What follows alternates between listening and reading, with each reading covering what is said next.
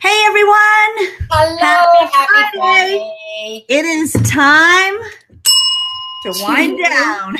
Wind down. Cheers, my friend. Cheers. Cheers. Now, what's in that glass? Okay, I'm totally cheating today. This is an energy drink because I need it. That's okay. It's okay. Yeah, it's been one of those super hyper busy weeks, and today a super hyper busy day. And I was just telling you, I haven't even had a chance to eat anything, so I was like eating a hard-boiled egg on the run as I was getting ready. Yeah, not a good thing, but time to breathe and wind down with a nice, relaxing energy drink. Right. And what are you drinking? What are you drinking today? It's summer, so I have switched to white wine.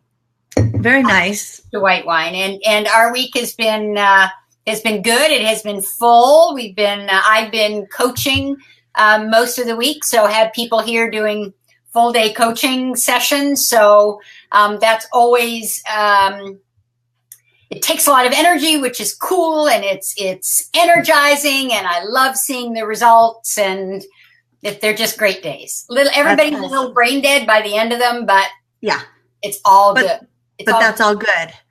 Yes. Hello, shout out to Bob and Barb. Great topic, Barb says. I'm putting together a magical project offline this week. Wow. Magical. I love magical projects. But today's topic was kind of inspired, Toni, by, I go back and forth between Arizona and Colorado lately, and I've been noticing, we always think, oh, we could sit poolside or sit by the beach and get work done. Not so much. Like it's really hard to work. Well, number one, in the sun. I can't work in the sun because of just the heat and everything else. But I was trying to think of, okay, where is the most inspiring place to actually be productive? Not inspiring to sit and look at an ocean and be inspired, but to be productive and to stay innovative and come up with new ideas and new ways of doing things in our business. And so I started just kind of thinking of that and then researching that and found a couple really interesting articles about that. So that's kind of where the birth of this topic. So hello, Helen.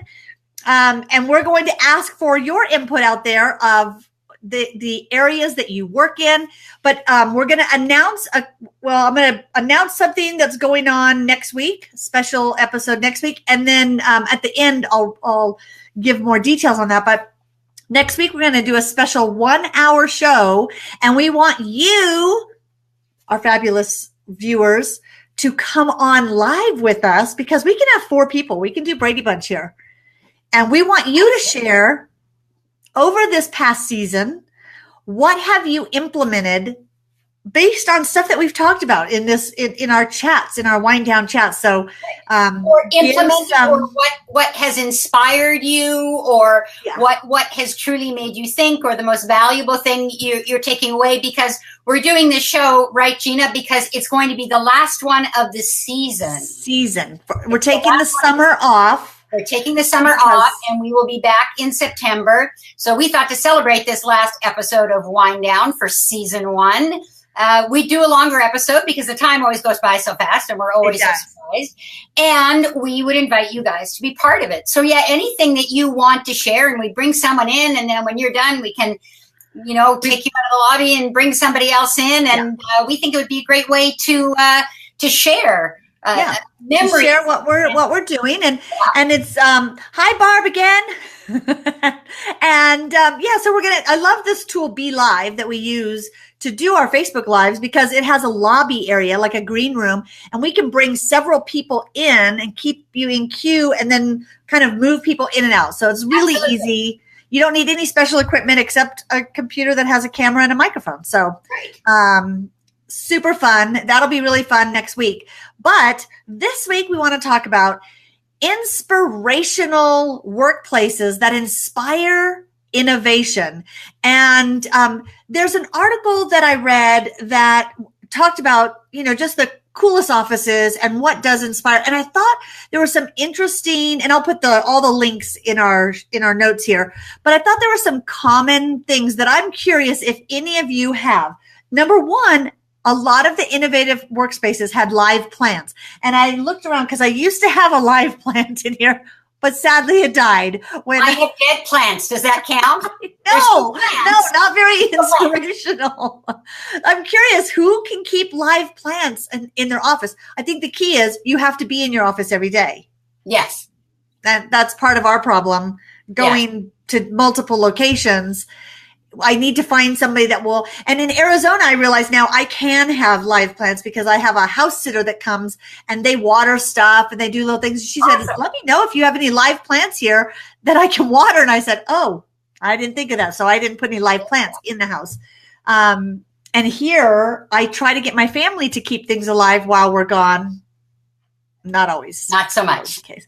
But live plants, they say, really do. Not only does it help, obviously, generate, oxygen for our brains to be more conducive and sharp, but it does. They say that that's one of the key things that inspire innovation is having. And I think I was giving that thought of the fact that you have to nurture a live plant, you have to care for it. Don't you feel like that? Now, see, you're giving that look, so I feel like you don't agree I don't with think this. anybody in those offices actually cares for those plants. Oh, no. Yeah, I'll show you some. They actually have like crazy, scrungly, not in their lobbies, at their workspaces. Like they had plants and little, violets Do they take care of them, or does the company provide someone who takes care of them? Well, they look like, because they're not professional looking plants, they look like they're kind of, and a lot of the co-working spaces, the people just bring in little plants. And I thought, I love gardening. I love plants for the sake of, there's some sense of nurturing. Like in my house here in Colorado, I have live plants, and I love when I see them wilting, I feel like, oh, I need to care for them. And I think that can do something for our soul that makes us feel like we're caring for things. And maybe, again, it's just thinking differently than just coming in, sitting at your computer and working. But that was definitely a common thing on in these offices, these workspaces. The second one was having natural light, and which helps the plants. Which does help the plants, unless it's too much natural light. But I definitely agree with this one. And in this house in Colorado, we have a big office downstairs, Kirk's. It's in the dungeon, and the basement is built out, and there's a big office, and it's double the size of my office up here. And Kirk always says, "Why don't you use that office down there?" I'm like, "Oh, there's no way. There's no way. I need lots of light." Or I will wilt like a plant. Yes, absolutely. And yeah, do you how many windows? Like you have windows right there around you, don't you? Oh, yes. Yes. Now, one of the places, my art studio and the place where I do a lot of my writing is downstairs in the basement. Interesting. Small window. But do you stay down there? You don't spend a whole day down there, do you? Oh, yeah. You will. Easily. But that is interesting. But it's a bright space. It's not a dark space. There may not be a whole lot of natural light, but there's a lot of light. It's a light space. And that Kirk's got lamps and lights and everything else, but there's no natural light. There's very few little windows there. Right. Jerry said in his corporate days, you were responsible for plants on your desk. I think that's typically the case. Like, cool. Yeah, typically. I'm not positive, but I think these look like they were cared for. And Ellen says, caring for a plant is like giving them love time. Yeah. When they're healthy, it tells you I work hard, but I have time to care. Oh, I like that thought. Yeah. Like I even feel better about myself. Very cool. I do think there's something very, like, I love spending the first hour in the morning outside watering the plants in the garden, the flowers, and seeing them and looking at the little sprouts. And I feel like there's something that inspires me to be creative. And not that I created that plant, but I planted the seeds or I planted the flowers. So I think it can help. Not a gardener. Yeah. Love green plants, have them all over the house. Not actually in my office though, but have them all over the house, love them, glad somebody else waters them. The thought of going out and gardening just makes me want to. So I don't know. My guess about the plants is, though, I do find them very peaceful. And my guess about why the plants maybe contribute to, and I'm not so sure that inspires innovation is the word that I would use, more as conducive perhaps to innovation. But I think plants change, right? They grow. You got little buds that are coming out. You look at them and yes, I all joking aside, do think there's that whole element of care, but they also change. They grow. One day they look different than they did a week ago. And so whether it's subliminal or not, we are taking care of something that is living and growing and changing, and that subliminally will send us those kinds of messages as well, I believe.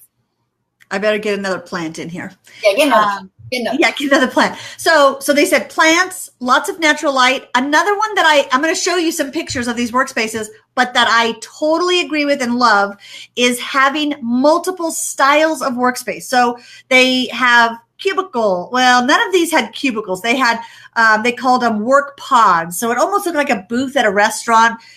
They had chairs with tables. They had restaurant, looked like a little cafe areas. They had cool meeting rooms and places. They had outdoor seating, indoor seating. And my question to everyone listening right now is, do you sit in multiple places during the day? Does that help you stay motivated or inspired or innovative? I certainly move. I move a lot. I have different spaces for different things, or I'll go to Starbucks if I feel I've exhausted the spaces in the house. Right. But different spaces become associated with different activities for me. And so, yes, I definitely move a lot, a great deal. A lot. Yeah. And I think that is one of the things I'm already this morning, I've worked in 4 different spots. And I think it is, part of it is I'm trying not to sit so much. So I'll stand, I'll go on the treadmill desk, I'll sit outside in the morning hours.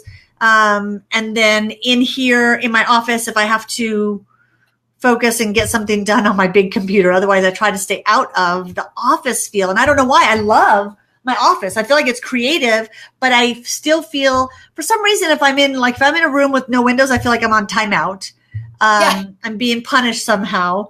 And I can't do it. Now, Ellen says, I need to be oriented southwest. Oh, interesting. Something happens to my brain at sunset. Very creative at that time. That's really interesting to pay attention. You know, we always say the cycles during the day, but it could even be what you're seeing or experiencing around you, the sunsets, the sunrises.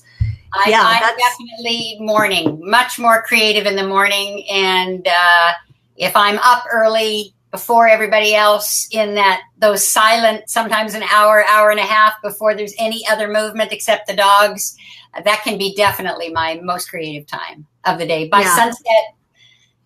sunset, I'm done. You wind down. And I wind down. Now, there have been, actually, Jer and I were up north about 10 days ago, and we were sitting at sunset, actually, out on the deck looking at the lake with a glass of wine in our hands. And Jer came up with a phenomenal idea. So there is something to be said for relaxing and the times of day when we are just stopping our brain and thinking about something else, even if we're having sideline conversations, which frees up the space in the brain to be creative. Well, and I think something you said a minute ago of you have different spaces for different activities. Yes. I do think, and when you work in a large corporate office, I mean, we're talking about, Google and Dropbox and Airbnb, those companies, they have these different spaces for different activities. Obviously, you have a meeting space, but even those meeting spaces take on different feels for the type of meetings that you're having. And then they have outdoor sitting space. They have now lots of benches and pods and places you can sit and work on your lap like you would at home. And I think that does help. If you feel that you're in a workspace where you sit at a desk all day, it could be stifling some of the innovative juices because you're in the same space, same old. We start, doing the same thing. Right. Absolutely. Deb says, she's most productive in the morning. I'm not sure how creative I am, but if I'm going to do anything at 100%, I have to do it in the morning. I'm with you, Deb. I'm with you. Yeah. But Deb also has a little one. And I think seasons in our life, like, you, Toni, said you have an hour and a half before, like you can get in an hour and a half before everybody gets up. That would be a luxury for me. There are people. But I'm up at 5. Well, yeah, but if I got up at 5, the dogs would be up at 5. See, I was talking about human people, not four-legged people. The four-legged people are usually up too. They're just as needy. Yeah. They're just as needy. Yeah, you're right. Ours maybe not as needy as your 3. Yeah, because I always want everyone to stay asleep, and I want to sneak somewhere where I don't have to feed an animal or do something. I want to be able to have quiet time. And Deb says, I have to get up early before everyone else at 5:30.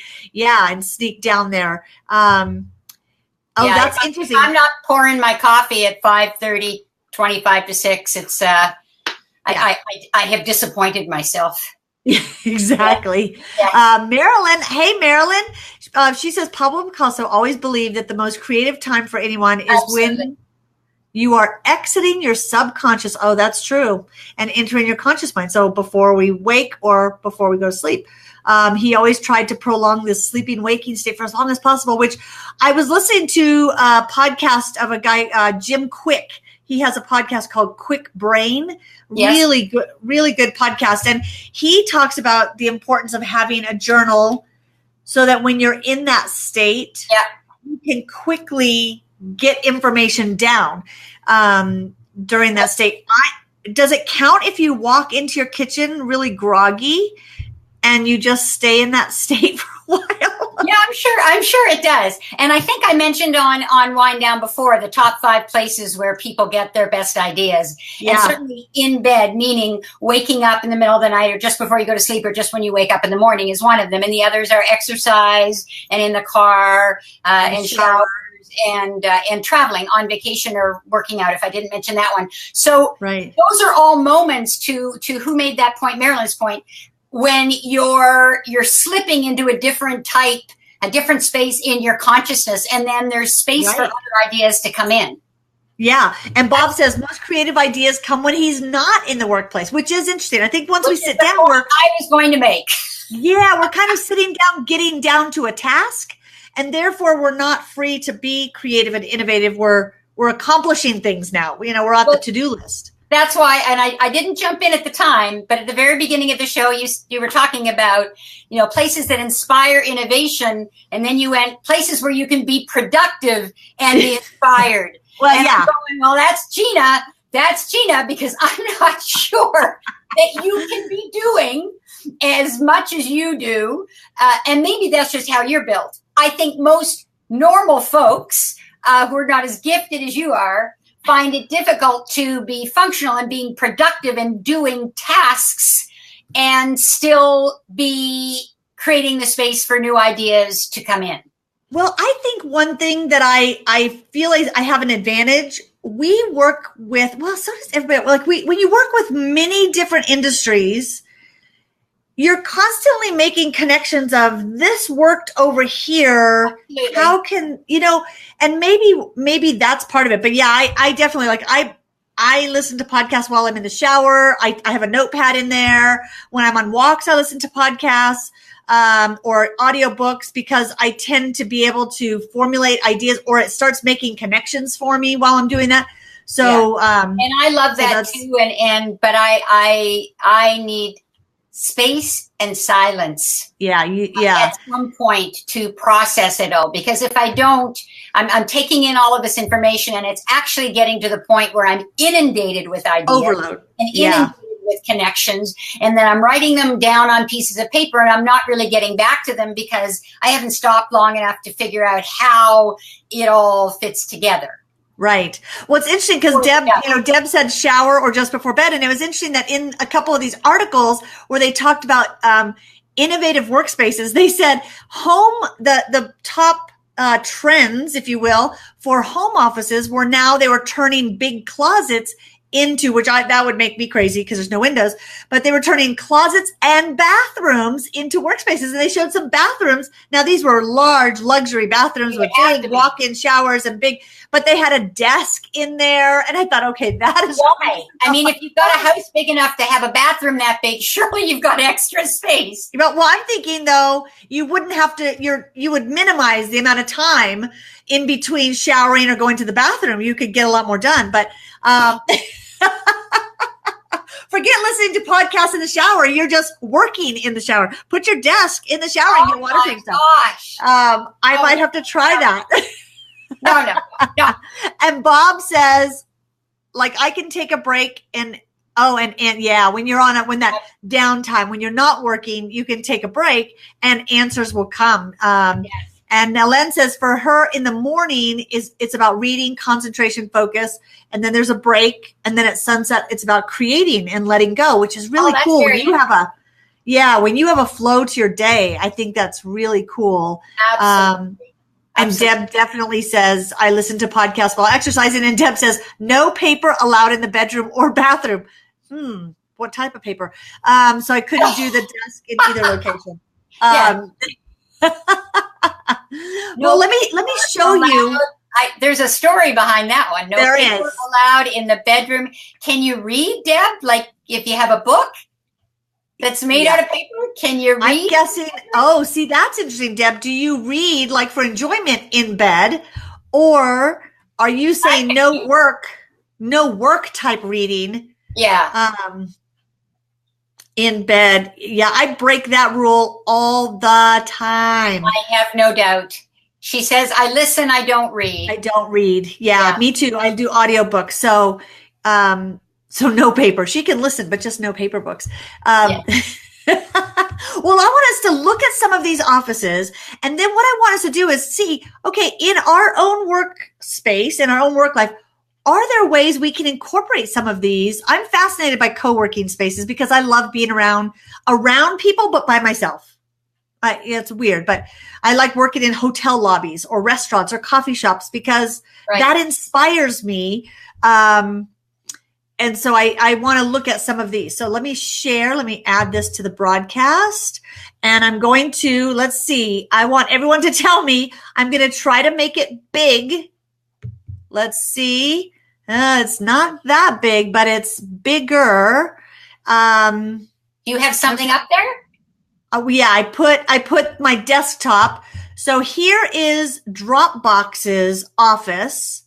Okay.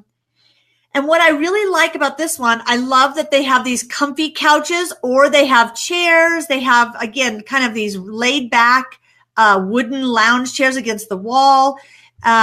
They definitely have some rooms. Oh, that was another thing a lot of them had. And you have, Toni, is walls to write or draw and create ideas on a wall, not just having a little board on your wall, but a lot of these places have the entire wall or some of them an entire room. And Kirk has recently done that where they did their whole room as a whiteboard. But this one I thought was cool with the wood. It's very homey. This is Dropbox's headquarters or their office. Their meeting rooms, they, again, just a cool feel, but lots of different types of spaces. And I thought that I really want to find out about this. They have the romance chamber, the breakup room, and arrears. So I'm not sure what that means, but lots of different little spaces to come together. Again, spaces to sit alone, but not be alone. Or have little impromptu meetings. And then I thought this was interesting. It looks like a man cave TV room, but there was a piano and this was just a cool lounge space, workout facilities in these bigger companies and lots of fun type spaces. Looking at Airbnb's space, I thought was really interesting because it's very light, lots of natural lighting and natural things, and then these pops of color everywhere, which is another trend I see with the dog here.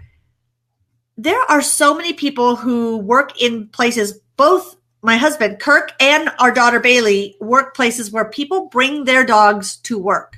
How cool is that?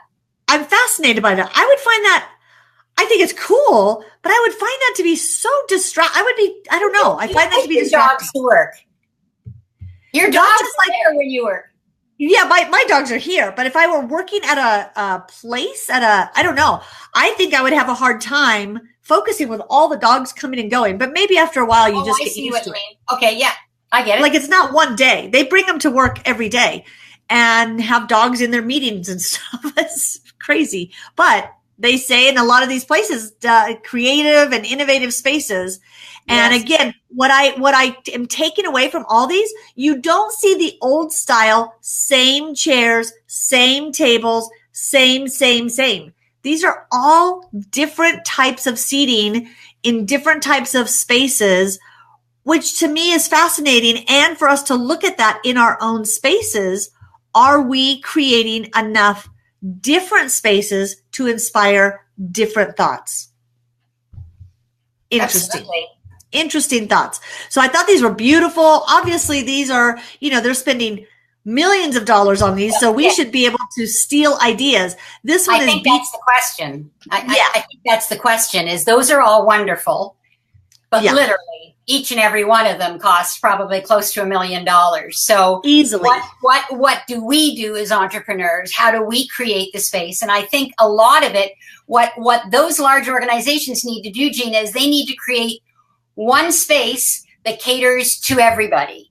But for us, perhaps one of the advantages of being entrepreneurs and working on our own with a small team is we have fewer people to cater to, and we can be more in tune with what makes us feel more creative and creating those spaces, as opposed to trying to think of a space where I think Apple just, their new building there's 28,000 people in it or something incredible. But how do you create creative spaces when you've got so many different personalities? So I think the first step for us as small business owners is, how do we function? What is our creative style? What makes us feel more creative? And once we find that, how do we creatively create that space? And if you feel like you are stuck in that rut, these are definitely things to explore. Color. Absolutely. What colors are we surrounding ourselves with? I mean, I used to have, this wall was my purple wall, and I had a dark purple ceiling in this office. And when we moved to Chicago and came back, I made it all neutral. And now I feel like it's kind of boring, but I put enough on the walls that I feel like it's at least the creative part comes out. And literally there's so many clocks that are all ticking and going that Kirk can't work in here because he said it's too noisy. Too loud. I like it. Yeah. But again, then I moved to another space. I need to be outside as much as possible. So I'll set up work tables. I can't sit out in the sun, but I can sit at a table outside, almost like a cafe. And I've set up areas like that to work. But you're right. You have to find what works for you. Alen has an interesting point. She said she has too many shelves, which brings dust. So yeah, you do have to think of, is it, and yet we look at it and go, oh, it's too much of a hassle to change that. And yet that could be sometimes just freshening up our workspace can really bring that type of change. Moving the directions of things, moving furniture could be a good way to spark that creative juice in us and bring some interesting things. I'm curious if anybody has a really creative place they go to or what they've created in their house. Sometimes it's what you've been able to create, which is really cool. Deb says one space for everyone is tricky. Several spaces that work for most at different points in the workday for different activities can be a good solution. I think for small business, we have to look at utilizing more than one room in our house. If we work from home, a lot of times we think I have to work in my office, which may not be the case. It may work for you, but if you're looking to add change, it could be that I find I need different chairs. So moving and standing and, that could be. And Jerry said there's idea paint. Is that what you guys have? Yes. Idea paint. That's the whiteboard. Yeah. You put it on the wall. It turns the wall into a whiteboard. Yeah. Amazing. Which I've been thinking about. I have a really cool painting on my wall. The one space that I have here that I'd like, but I think I might have to sacrifice that because it would be a cool whiteboard wall. Would be. And when there's nothing on it, you can put your painting back. That's true. That's true. Then I could just put it back. So lots of fun ideas. I would love to continue the conversation. If you guys find cool pictures of places, or show us a picture of your creative workspace here in the comments. So whether you are listening live or the replay, we'd love to see your spaces. So it would maybe just spark some creativity in us to implement some of those ideas. Now, again, reminder, next week, special 1 hour show, still at the same time. So 2 p.m. Eastern, noon Mountain Time, 11 Pacific. Right. And we're going to do a 1 hour show. And we want you guys to come on live and share with us something that you have been inspired to do or something you have done. And, I have to share this because Lindsay, this is me. Lindsay says, I rearrange my office at least twice a year for a fresh reboot. That is, I love rearranging my office. It's just, I haven't done it in a while. I just clean off the clutter twice. And then it looks new. And then it looks like a new office. I can actually, wow, I have a new desk. For a day. Yeah. So we hope that you guys get inspired. You think of new ways to do your business and now, do we want, Gina, you mentioned that we might want people to reach out if they want to come on the show next week. Yeah, you have to reach out to us so we can give you a special link. There's a special secret entrance to being in the show versus watching the show. So all you have to do is send either Toni or I a DM on Facebook, or you can email us and say, I'd love to come on and just share, even if it's for 30 seconds or a minute, or if you've got, something that you've implemented, we'd love to hear it. And yes, you do have to be camera ready. Yes, you do have to be dressed. You have to be dressed, but only from like here up. Yeah, you have no idea. Gina and I could be like naked. We are naked from the waist down right now. From the waist down, and it's not even really the waist, Gina. It's really just kind of under the. So, yes, and we may be coming. And approaching some of you as well that we know have been on the show. So please don't be shy. We would really, really love to get feedback and thoughts. I know that I was talking to somebody the other day and she said to me, it was the one wind down show where you said this that really, really stuck with me. So if you have any moments like that, those are the kinds of things we want you to share as well. Yeah. And it could be something that this show inspired you to think of that's totally off a topic that we covered, but it's something that would benefit everyone else. We'd love to hear it. So again, just let us know. You drink wine earlier in the day. Drink wine early, then you will have no hesitation for coming on the show, but you may forget to get dressed. So that's why we have the green room. That will bring you in first to make sure you're dressed before we pull you into the show. But what I was saying is, if we have encouraged people to drink wine earlier, our job is done. Or energy drinks, either one.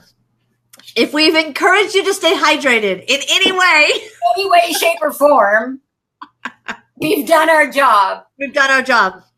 Okay. You guys are all awesome. We love that you guys are here. We hope you have a fabulous weekend.